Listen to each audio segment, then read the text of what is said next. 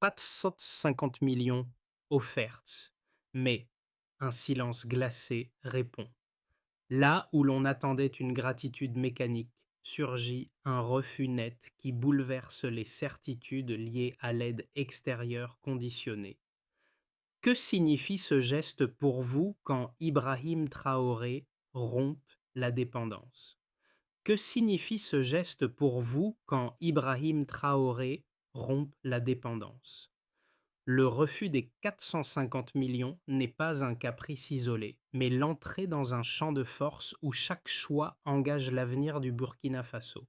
Au cœur de cette décision se loge une promesse simple: préserver la dignité nationale coûte que coûte, un principe qui devient la boussole de toute action publique. Ce positionnement ouvre cependant une zone de turbulence inévitable: pression diplomatique, pénurie temporaire, réorganisation agricole accélérée. On peut se demander alors, et si ce risque apparent cachait en réalité un levier stratégique ignoré par tous? La démarche implique un pari sur la capacité interne du pays à rebâtir sa souveraineté alimentaire sans soutien conditionné. Les enjeux dépassant les frontières. Chaque avancée locale réinterroge le rôle de l'aide étrangère dans les pays du Sahel et expose un dilemme rarement discuté. Le pays ne se contente pas d'affirmer son autonomie, il redéfinit la manière dont un État fragile peut transformer une crise en structure durable. Car ce choix place désormais chaque citoyen devant une interrogation majeure: jusqu'où accepter la dépendance lorsqu'un autre chemin devient possible? La transition a commencé plus tôt qu'on ne le croit. En moins de 2 ans, plus de 200 000 hectares ont été réhabilités, un chiffre qui surprend même les sceptiques. Et 12 pépinières de semences locales ont déjà pris forme, révélant une mutation silencieuse que peu avaient anticipée. Derrière ces résultats tangibles s'étend une chronologie plus dense. Tout part du geste fondateur d'Ibrahim Traoré, ce refus frontal des 450 millions de dollars et des clauses qui accompagnaient l'offre. Cette décision n'a pas simplement créé un vide financier, elle a déplacé le centre de gravité du débat national en exposant la dépendance structurelle construite au fil de décennies d'aide extérieure. À Ouagadougou, les premières réactions ont été mêlées: inquiétude face au risque immédiat, mais aussi étonnement devant la clarté d'un choix qui assumait ses conséquences. Les marchés bruissaient de discussions où commerçants, paysans et familles mesuraient la portée du geste, chacun y voyant un miroir de ses propres fragilités et espoirs. Dans les zones rurales, la lecture fut différente. Le refus devenait une rupture symbolique avec une longue histoire où l'accès aux semences dépendait de décisions prises loin du Sahel. Les institutions internationales, elles, ont réagi dans un registre plus technique mais non moins pesant. Inquiétude diplomatique, réévaluation des programmes, signaux de prudence envoyés aux partenaires régionaux. Pourtant, cet affrontement apparent dissimulait une logique plus profonde: la volonté de restaurer une maîtrise totale du cycle agricole, pilier de la souveraineté. La dépendance n'était pas seulement économique, elle touchait au cœur même de la capacité d'un État à nourrir sa population selon ses propres critères. C'est ce diagnostic que l'équipe de Traoré a mis en avant pour justifier l'urgence des réformes internes et l'abandon du modèle de soutien extérieur. Dans cette dynamique, les premiers chiffres évoqués plus haut, hectares restaurés, pépinières créées, deviennent des signaux faibles d'un changement structurel. Ils témoignent d'une trajectoire nouvelle où l'action gouvernementale et l'adhésion populaire dessinent un socle commun: la possibilité d'un Burkina Faso moins vulnérable aux fluctuations internationales et plus maître de sa sécurité alimentaire. Dans les jours qui ont suivi le refus, les premiers visages de cette transition ont émergé, révélant à quel point la décision d'Ibrahim Traoré bouleversait les trajectoires individuelles. À Ouagadougou, Awa, commerçante depuis 20 ans, racontait comment la nouvelle avait d'abord suscité un vertige. Sans l'afflux attendu de produits subventionnés, les étals semblaient menacés. Mais très vite, elle y a vu apparaître des producteurs locaux qu'elle rencontrait rarement auparavant, venus proposer des récoltes issues de parcelles réhabilitées. Le changement n'était pas encore massif, mais suffisant pour qu'elle perçoive un mouvement naissant, un glissement du marché vers une source plus endogène. Dans la périphérie, près de l'Umbilla, le cas de Suleiman offrait un autre angle. Agriculteur depuis sa jeunesse, il avait longtemps dépendu des semences importées, coûteuses et imposées par des programmes extérieurs. Lorsque les pépinières locales ont démarré, il a été parmi les premiers formés à l'usage des semences adaptées au climat sahélien. Ses premières récoltes, modestes mais stables malgré une saison difficile, lui ont donné l'impression d'une reconquête, la capacité de produire sans attendre des cargaisons venues d'ailleurs. Ce sentiment, partagé dans son groupement agricole, renforçait l'idée que la souveraineté n'était pas un slogan, mais un apprentissage quotidien. Ces récits, encore fragmentaires, ont servi de jalon pour comprendre ce que signifiait réellement la stratégie initiée par le gouvernement. Ils montraient comment des individus ordinaires devenaient les premiers témoins d'un basculement où l'autonomie retrouvée se matérialisait dans des gestes simples: vendre, semer, récolter, transmettre. Cela nous mène à une réflexion essentielle. La transition vit dans ces gestes. Tout commence lorsque les camions d'aide américaines chargés de cargaisons évaluées à 450 millions de dollars s'approchent d'Ouagadougou. La scène devait être banale. Une arrivée logistique de plus, des photos officielles, des discours protocolaires. Mais l'annonce tombe avant même que les bâches des camions ne soient retirées. Ibrahim Traoré refuse l'aide. Le message est sec, sans tournure diplomatique superflue, et immédiatement relayé dans les rues. Dans certains quartiers, l'incrédulité domine, d'autres y voient une rupture attendue depuis longtemps. Le pays se retrouve en suspension, comme si une ligne invisible venait d'être tirée entre dépendance et autonomie.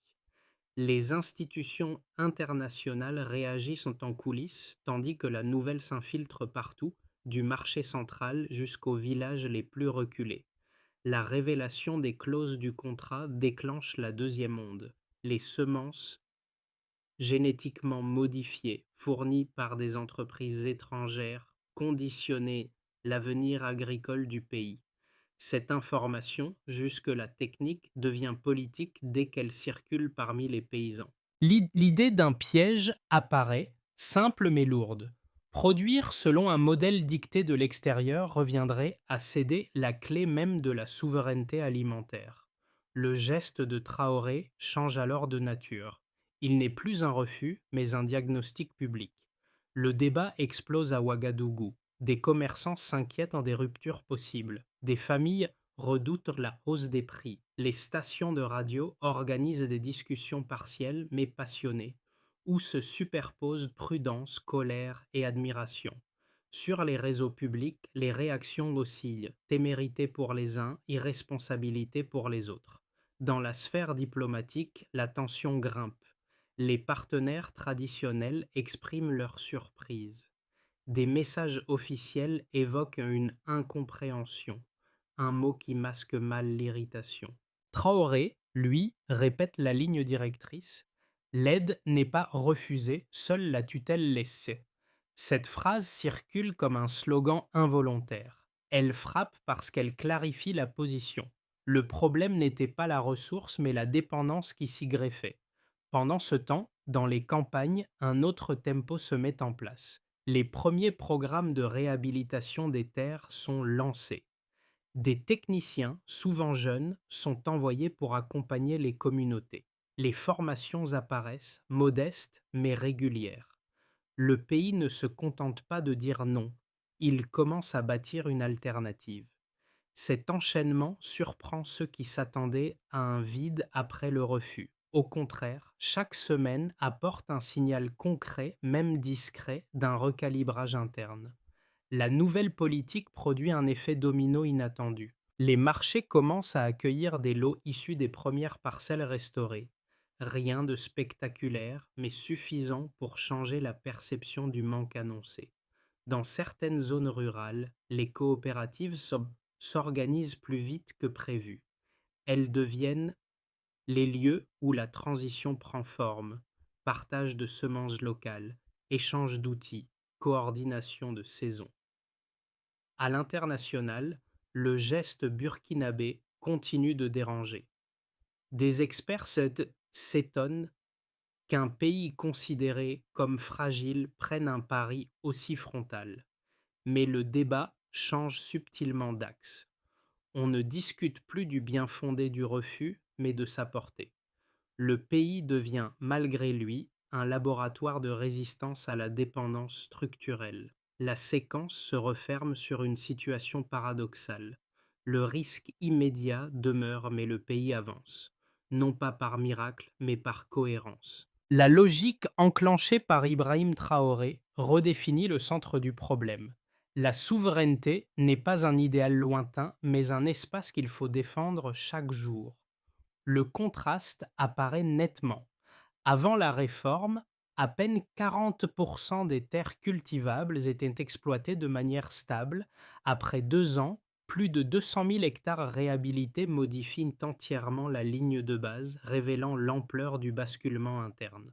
Cette progression n'est pas un simple embellissement statistique. Elle marque une réactivation concrète du potentiel rural longtemps sous-utilisé. Ce delta massif à l'échelle d'un pays sahélien constitue le premier repère pour comprendre la solidité de la transition initiée. Le deuxième indicateur concerne les semences locales. Au départ, moins de 20% des semences provenaient d'une production nationale, mais l'installation de 12 pépinières fait désormais grimper ce taux à plus de 70%, preuve d'un renversement rare dans un laps de temps aussi court. Cette montée en puissance montre comment un secteur historiquement dépendant des importations peut reprendre le contrôle de sa chaîne de production. La donnée illustre surtout la cohérence de la stratégie, rompre la dépendance en solidifiant l'autonomie par la maîtrise de la première étape agricole. Le troisième indicateur touche directement à la capacité du pays à réduire sa vulnérabilité extérieure. Les importations alimentaires ont reculé de 18% en un an, un mouvement qui reflète l'effet cumulatif des terres restaurées, des coopératives renforcées et de l'usage croissant des semences nationales. Cette réduction n'est pas un symbole abstrait.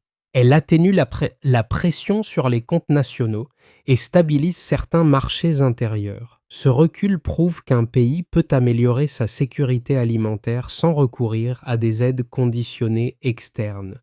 Ces trois repères chiffrés, mis ensemble, tracent une architecture lisible de l'impact des réformes. Ils restituent une logique où chaque action locale, même modeste, s'emboîte dans un ensemble plus vaste. Les coopératives jouent ici un rôle de charnière. Elles relient les pépinières au sol restauré, les formations aux récoltes, les récoltes aux circuits commerciaux. Leur multiplication accélérée traduit un changement de mentalité autant qu'un changement de pratique. Ce réseau coopératif, encore inégal selon les régions, sert néanmoins de colonne vertébrale à l'autonomisation progressive des producteurs. Ce qui se joue derrière ces chiffres télé, c'est une dynamique structurelle et non un simple effet d'annonce. La réhabilitation des terres crée un socle physique. Les semences locales créent un socle biologique. La baisse des importations crée un socle économique. À mesure que ces trois dimensions s'alignent, elles produisent une transformation non spectaculaire mais durable, un modèle agricole qui cesse d'être vulnérable à chaque oscillation des marchés internationaux. En arrière-plan, le refus initial d'aide étrangère prend une dimension plus analytique. Il agit comme un catalyseur ayant d'obliger l'appareil étatique à produire, suivre et ajuster des indicateurs internes. Cette discipline nouvelle, imposée par la nécessité, consolide la cohérence du projet. Et elle modifie la relation entre l'État et les producteurs qui voient dans ces actions une reconnaissance de leur rôle comme acteurs stratégiques plutôt que simples récipiendaires de programmes importés. La trajectoire quantifiée montre finalement une chose. La souveraineté alimentaire n'est pas un slogan idéologique, mais un ensemble de mécanismes mesurables, ajustables et ancrés dans le réel. Chaque delta, même modeste, renforce l'idée qu'un pays peut rebâtir ses fondations agricoles à partir de ses propres ressources. Le débat se structure autour de deux lignes de force qui s'opposent sans s'annuler. La première, portée par les défenseurs de l'aide internationale, affirme que refuser un soutien de 450 millions de dollars revient à fragiliser un pays déjà soumis aux sécheresses, aux pénuries cycliques et à une pression démographique constante. Selon cette perspective, les semences génétiquement modifiées proposées par les programmes extérieurs garantiraient des rendements supérieurs et offriraient une sécurité minimale dans un environnement climatique hostile. Leur logique suit une équation simple. Sans technologie importée, l'agriculture sahélienne ne pourrait répondre aux besoins d'une population croissante. La seconde ligne, adoptée par les partisans de la souveraineté alimentaire, renverse totalement cette approche. Ils rappellent que ces semences, loin d'être un cadeau neutre, étaient soumises à des clauses qui plaçaient l'avenir agricole du pays sous contrôle étranger. Pour eux, dépendre de ces intrants, c'était externaliser la clé même de la production.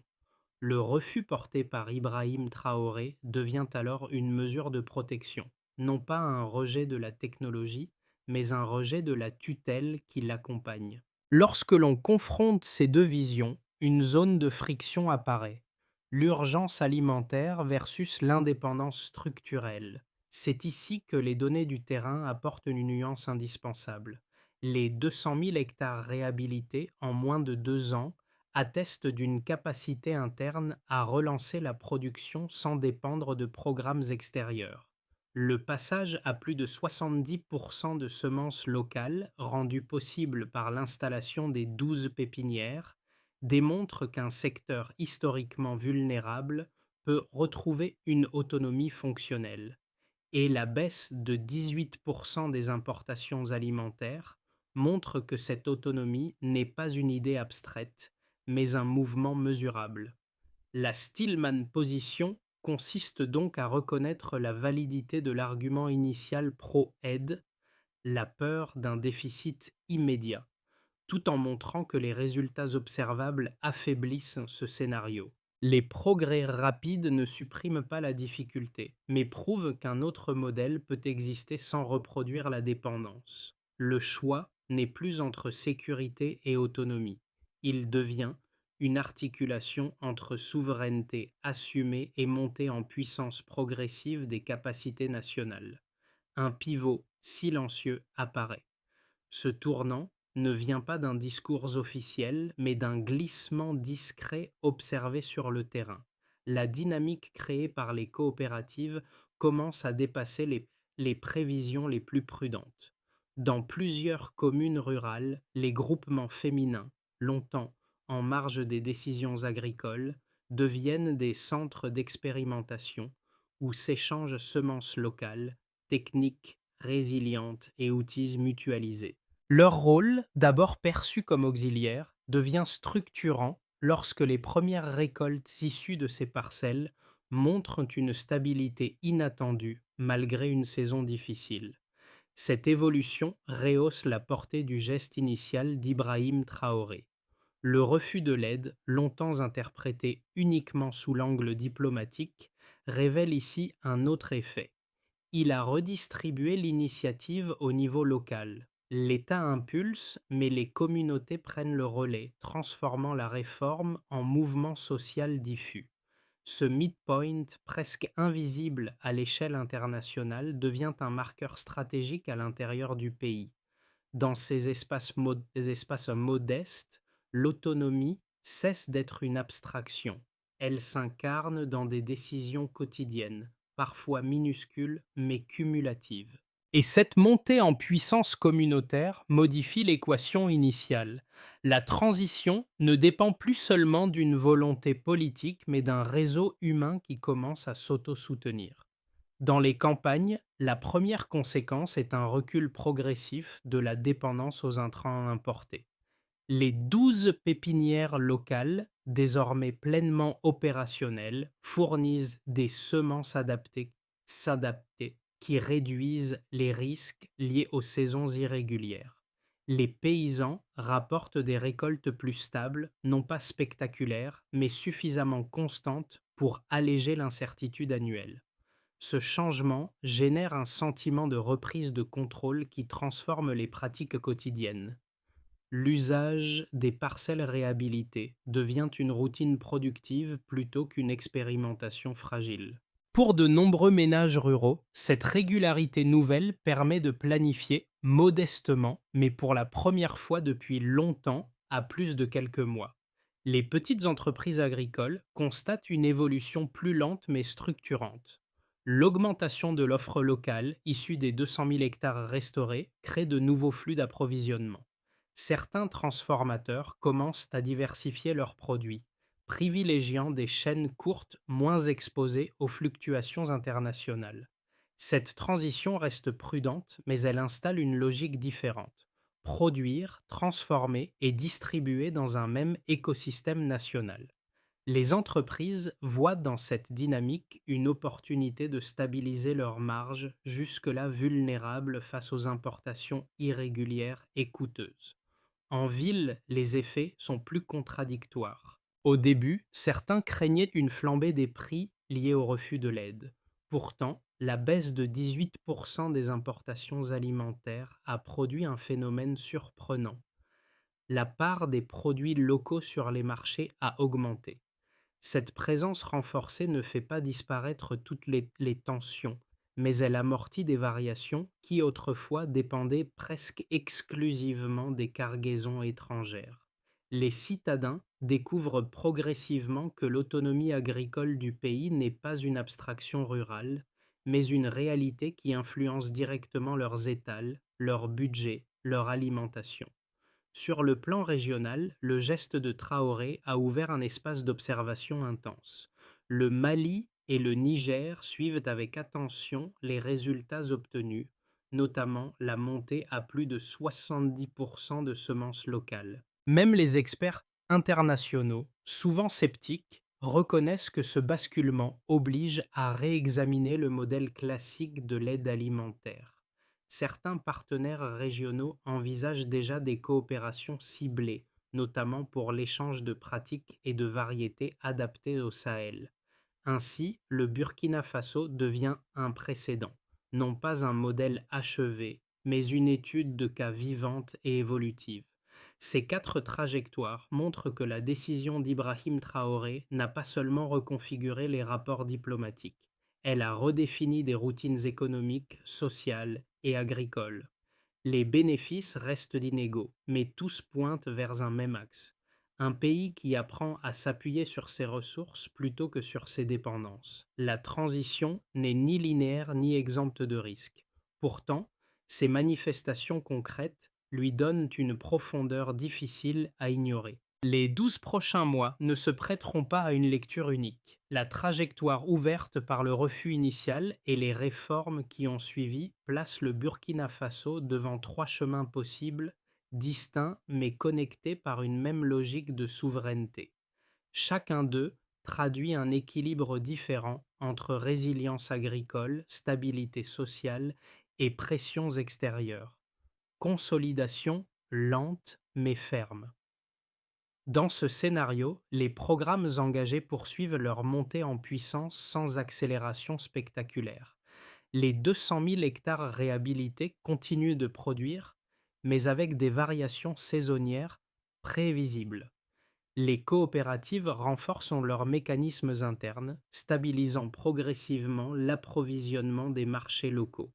La dépendance extérieure poursuit son recul, mais de manière modérée, laissant subsister quelques fragilités structurelles. Ce scénario, prudent mais crédible, maintient l'équilibre actuel sans rupture. Diffusion régionale et montée en gamme.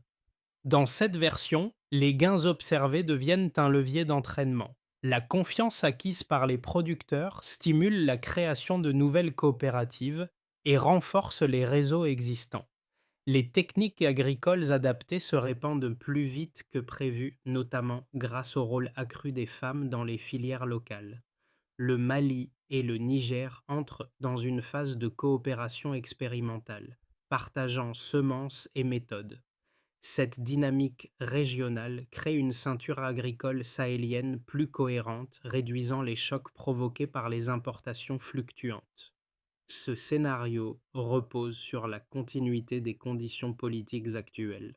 Pression climatique et tensions diplomatiques. Une succession de saisons sèches ou une réaction hostile de certains partenaires extérieurs pourrait freiner brutalement la transition.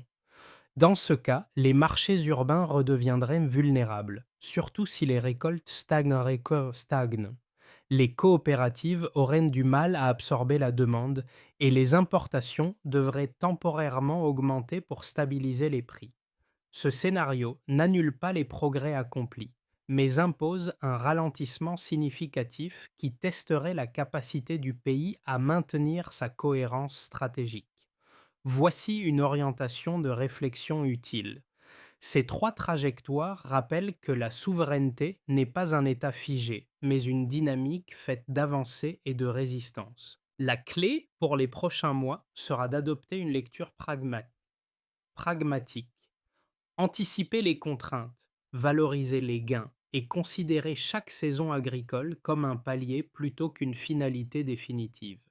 Ce moment charnière ne concerne pas uniquement l'État ou les coopératives. Il touche directement celles et ceux qui observent cette transition depuis leur propre réalité.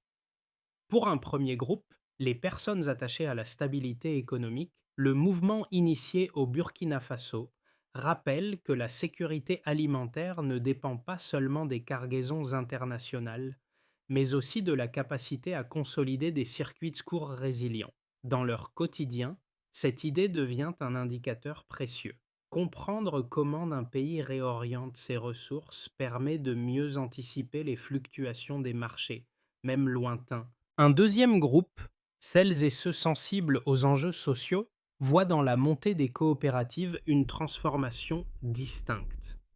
L'implication croissante des femmes rurales, l'apparition de nouveaux rôles au sein des communautés et la stabilisation des récoltes montrent qu'une souveraineté alimentaire n'agit pas uniquement sur le plan économique.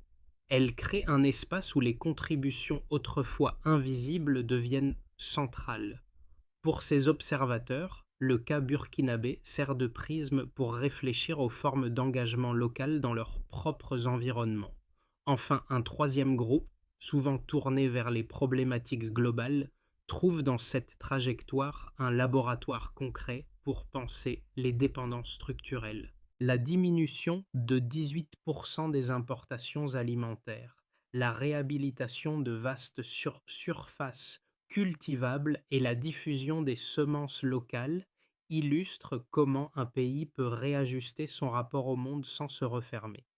Cet exemple incite à reconsidérer la manière dont les nations fragiles peuvent articuler autonomie et coopération. Pour prolonger cette réflexion, deux gestes simples s'imposent. S'informer régulièrement sur les dynamiques agricoles qui façonnent les équilibres mondiaux et soutenir, même symboliquement, les initiatives locales qui renforcent la résilience dans son propre contexte.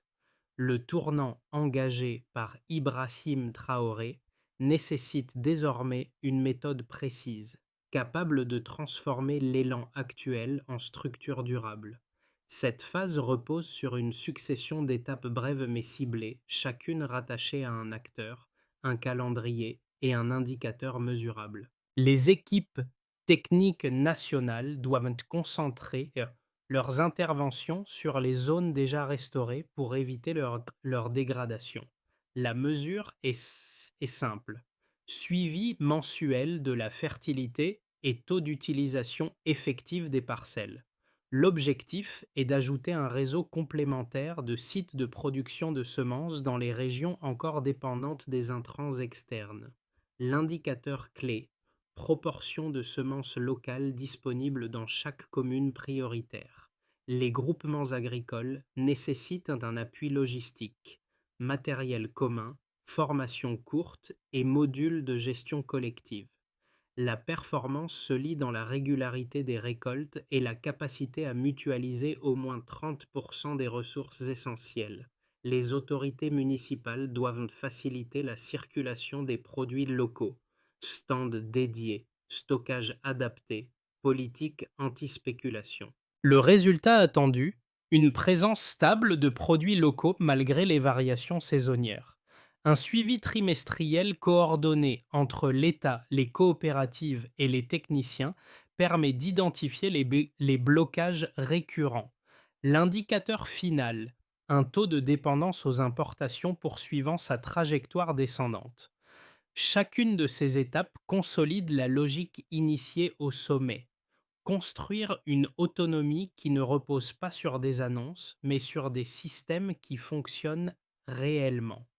Un an après le refus historique, le chemin ramène naturellement vers Koudou, ce lieu discret où la transformation a commencé à prendre forme. Les champs, autrefois fragmentés et hésitants, portent désormais une régularité nouvelle, celle d'un sol travaillé par des mains qui n'attendent plus l'arrivée d'un convoi étranger pour décider de leur saison. Les gestes d'Awa et de Suleiman, évoqués plus tôt, se retrouvent ici dans une continuité plus vaste. Vendre, semer, transmettre, comme autant de preuves que la transition ne vit pas seulement dans les chiffres, mais dans les habitudes qui s'enracinent. Lorsque Ibrahim Traoré traverse ces parcelles, il sait que la portée de sa décision tient moins à la confrontation diplomatique qu'à ces parcelles qui respirent différemment. Ce retour à la terre, au sens le plus littéral, rappelle que les ruptures politiques n'ont de sens que lorsqu'elles se convertissent en gestes quotidiens. Les enfants courant entre les sillons, les femmes échangeant des semences adaptées, les coopératives réorganisant leurs outils. Autant de scènes qui n'existaient pas ainsi avant la Réforme. Le pays ne célèbre pas une victoire, il reconnaît une direction. On retient alors une idée clé: la souveraineté se cultive chaque jour, et dans ce souffle discret, Koudou devient plus qu'un symbole, un rappel que l'avenir d'un pays peut tenir dans une poignée de terre tenue avec confiance. Ce parcours, né d'un refus audacieux et prolongé par des milliers de gestes discrets, ouvre aujourd'hui un espace de réflexion partagée.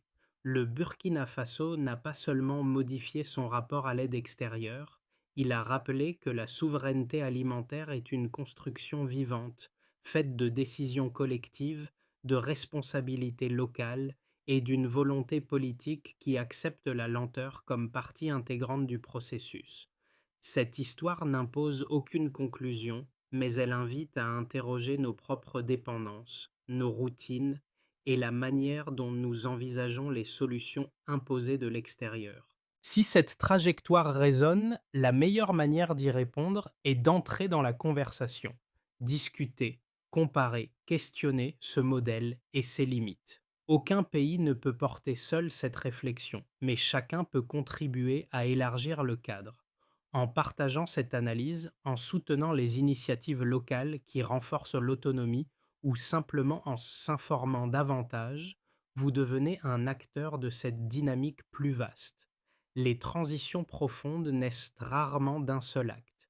Elles émergent lorsque des communautés acceptent d'examiner ensemble leurs marges de liberté.